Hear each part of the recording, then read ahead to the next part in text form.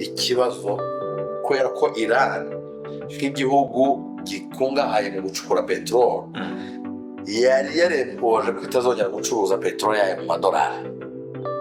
Mu bihugu bituranye na Iran irareba ikavuga iti muri Amerika ho ntitwaharasa, ariko hari inyungu bafite Bahrain, hari inyungu bafite Qatar, hari izo bafite hari izo bafite muri aha turimo turaganira n'Kicukiro isoko. ubu kuri aya masaha tuvugana ndimo ndasoma amakuru kuri BBC. So as now utosomaga amakuru rero? nasomaga amakuru kubera ko urabona ubu isi yabaye umudugudu, ibintu bishobora kubera kure ariko nawe bikakwafekita mu buryo bumwe cyangwa ukagiraho ingaruka. Niyo mpamvu ibintu bijyanye n'intambara zibera hirya no hino isi amakuru yazo mu kwekurikirana. Nk'intambara ya leta z'ubumwe za Amerika ifatanyije na Israel bagabye kuri Iran bakica Ayatollah Khamenei, umuyobozi w'ikirenga wa Iran. Iyo ntambara n'ubu iracyakoze. Mu yagiye 85 hano yakuse cyane 86 9 ari Khamenei kinini cyane yarakoze igihe kinini cyane n'abazajya 36 ari umuyobozi umuyobozi arabishe. Ari Khamenei uwo bita ari Kafani, uwo bita ari Larjani. Aha azna inkuru isohoka mu kanya igarutse kuri Al-Larjani. Al-Larjani ni umuyobozi ushinzwe umutekano twakwita minisitiri w'umutekano wa Iran. Minisitiri witwa Katz wa Israel amaze gutangaza ko Larjani yaguye mu bitero bamuhitanye, ariko Iran nta kintu yatangaza. Larjani aheruka kugaragara mu ruhame kuwa gatanu cy'uwareshize bari ku munsi bita Quds Day, umunsi wa Quds. ariko kuwa gatanu musobanurira abantu sibyo twe tubanza twivange mu bya politiki gakeya. Genda shamba wazibozo bibiri ira ntambara ya Iran, Israel, Amerika ishingiye kuki? N'ikintu cya mbere nabanza kumusobanurira abantu bikurikirana. Icya kabiri kuki abantu babibaza kuki intambara ishingiye ku bihugu bitatu akaraswa mu bihugu byinshi, impamvu yaje tuntu turi kurusha cyane iriya ntambara na Axel araza kumugana babona yarajanditse ko iriya ntambara ishingiye ku bintu bibiri. Ikintu cya mbere ishingiyeho ni ikintu kijyanye n'ubucuruzi, ni commercial war. Bikaba leta z'ubumwe za Amerika yarabonaga ifitemo ikibazo kubera ko Iran nk'igihugu gikungahaye mu gucukura peteroli yari yarempoje ko itazongera gucuruza peteroli yayo mu madolari. Amadolari ya leta z'ubumwe za Amerika.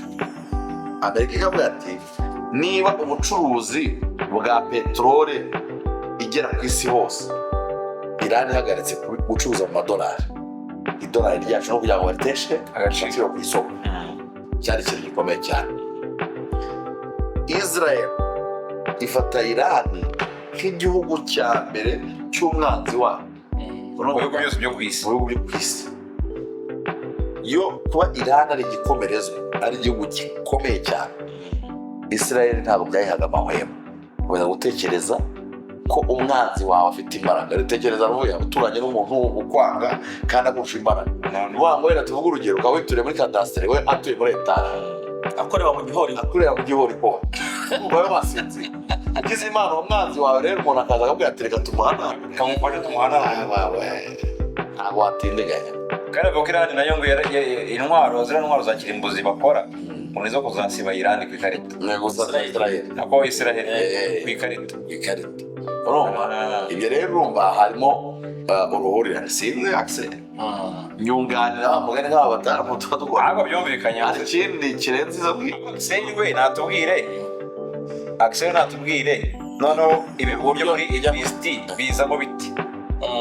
No kandi ibyo Claude yaramaze gusobanura kuvuga ngo urebye ibihugu by'inshuti na Leta Zunze Ubumwe za Amerika na Israel aho bifite inyungu mu bihugu bituranye na Iran irareba ikavuga iti muri Amerika ho ntitwaharasa ariko hari inyungu bafite Bahrain, hari inyungu bafite Qatar, hari izo bafite hari izo bafite muri Leta Zunze Ubumwe z'Abarabu, hari izo bafite iyo yose ibyo bihugu aba batero natwe kugira ngo twihimure.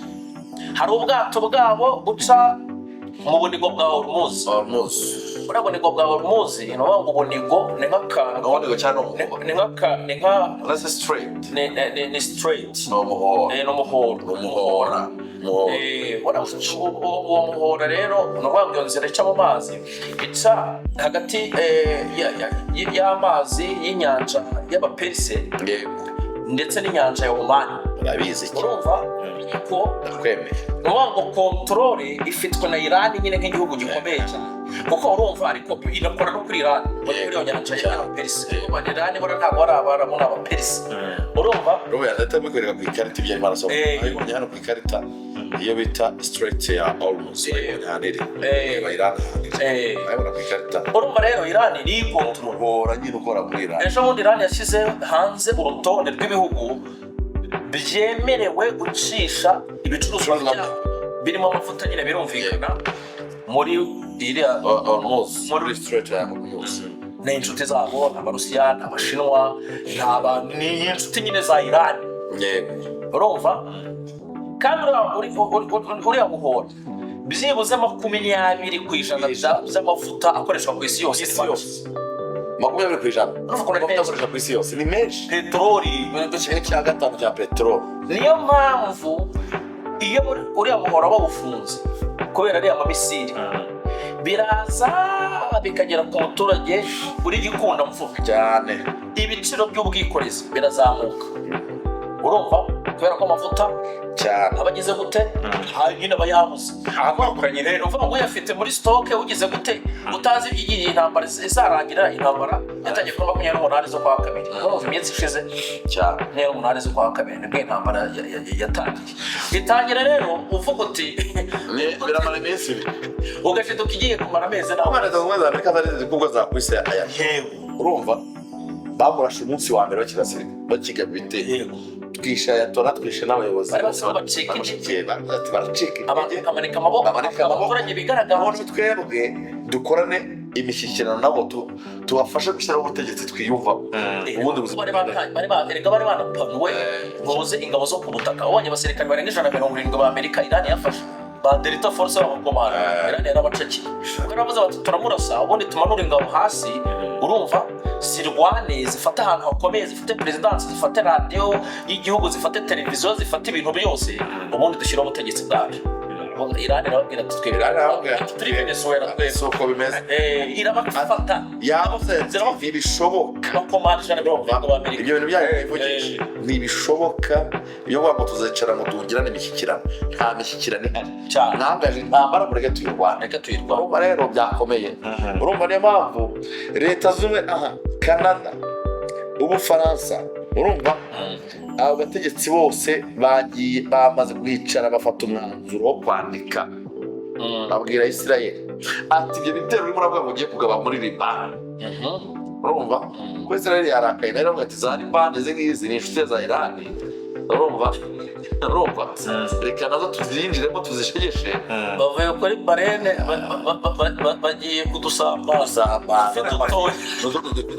tugomba kubigendera aba bategetsi rero bihugu bikomeye Ubufaransa barimo Ubudage urumva barimo leta Ubwongereza bose bavuze bati n'Ubutaliyani bakoze icyo bita joint statement ibabwira ngo izo ground offensive muri Lebanon zigiye gutera humanitarian consequences mutazigera cyane mwirengera. Urumva rero ibyo bintu by'intambara ariko tunabigarukaho ibintu by'intambara hari umugabo waririmbye ngo intambara yasenya ntiyubaka cyane intambara yasenya ntiyubaka ariko niba intambara isenya n'ubundi abazashaka gusana igihugu kuko intambara irangiye igihugu kiriyubaka kimwe mu bintu kiyubakamo ni ibikorwa remezo ngo amazu ya sene imihanda ya sene inganda za sene none se ugira ngo nk'ubu bwato bw'abanyamerika n'ubundi baherutse kurasa ubu bwato bw'intambara baraburashe barasa ubwato bwari butwaye amavuta n'ubundi hariya muri Orumuzi urumva ni ukuvuga ngo abanyamerika nabo barashe inganda zitunganya ibya nucleaire za Iran urumva ubwo iyo bari kurasa gutyo abantu barapfa urumva n'ibintu bikangirika inganda zirangirika ibintu byose abayenjeniyeri bagapfa ahantu hose aho bategurira ibyo bintu hose hagashwanyagurika ariko wa mugani iyi ntambara irangiye ibihugu byumvikanye ko bati noneho reka dukore ceasefire twumvikane tujye mu biganiro n'ubundi bya bintu barongera bakabikora bakongera bagatangira undi bushya bagasaba inkunga bagasaba inguzanyo mahanga bakajya kuba aho ngaho rero icyo bivuze ni iki aho niho abantu ba mbere rero urumva aho niho nzira abantu ba mbere bazajya kubaka Iran bahita batekerezwaho ni ukuvuga ngo abanya-Iran nibamara kuhasesinga bagasanga abayenjeniyeri babo bakomeye baraguye muri iyi ntambara Iran izajya mu bihugu by'inshuti izajya kubwira abashinwa urumva ibwire abarusiya ati mutwohereza abayenjeniyeri bakomeye erega ni nk'ibi ngibi u Rwanda ruherutse gukora ntabwo mwabonye ko igihugu cya Jamaica cyatewe mbonaga ari intambara byari biza inkubi y'umuyaga bigasenya amazu mwabonye ko iriya muyaga ni Charlotte babise gutera hari izina babahaye ntabwo wabonye ko ingabo z'u Rwanda zivuye kubaka muri Jamaica ingabo z'u Rwanda barahera operasiyo yo kubaka nta n'ubwo itwaye igihe amezi abiri bikojeje amezi abiri barasanye nahoze mbona umukecuru ngo ngo the soldiers nk'umunyajamaica ngo ngo they are good Hurricane Melissa urakoze cyane Hurricane Melissa avuga ati umukecuru abonye ingabo z'u Rwanda ati tinabambere cyane ati nzubona zubatse baradusaniye twaba tuzi ko tugiye kuzashakana tugiye gutura urumva rero abantu b'abubatsi nyuma y'intambara n'ahandi bari mu bikorwa by'iterambere bahora bakenewe urumva construction ntishobora kugenda itari kumwe na welding ntibibaho ntiwakubaka umusuderi atari abantu rwawe bishoboka ntibishoboka umuelektrisi agomba